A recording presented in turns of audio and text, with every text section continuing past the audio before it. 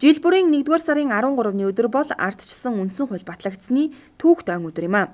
Бидний амьд явах эрх, үзэл бодлоо чөлөөтэй илэрхийлэх эрх гээд ардчилсан улсын иргэн хэмээн хэлэх үндэс бүрэлдсэн гэж хэлэхэд болно. Улсдаа ууган сургуулийн оюутан залуус тэртээ 20 жилийн өмнөх ардчилсан үндсэн хууль батлагдсан явдлыг гүнээ ухамсарлан хүндэтгэж энэхүү түүхт өдрийг тохиолдуулан мэдэгдэл гаргасан байна. Монгол Улсын их сургуулийн оюутан залуус үндсэн хуулиар хамгаалагдсан Монгол Улсын иргэний эрх, ардчилсан үнэт зүйл хэм хэмжээнүүдийг ямагт мөрдлөг болгон явхаа энэхүү мэдэгдэлтэй илэрхийлжээ.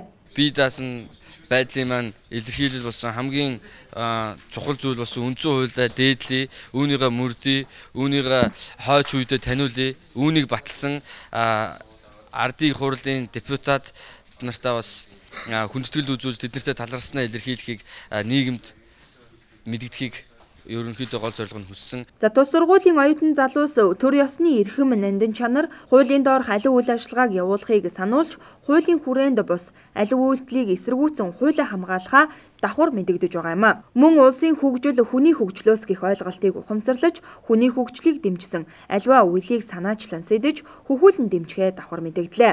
Түүнээс гадна ардчилсан хэв маягийг гүнээ тусгасан нийгмийн үндэс багны үндсэн хуулийг баталсан эрдэмтэн судлаач, эрхэм депутат төрийн зүтгэлтэн нартаа талархаж байгаагаа илэрхийлсэн юм а. Ийхүү оюутан залуустай үлгэр жишээ болж Монгол Улсын их сургуулийн оюутан залуусын төлөөлөл уриалга гаргалаа.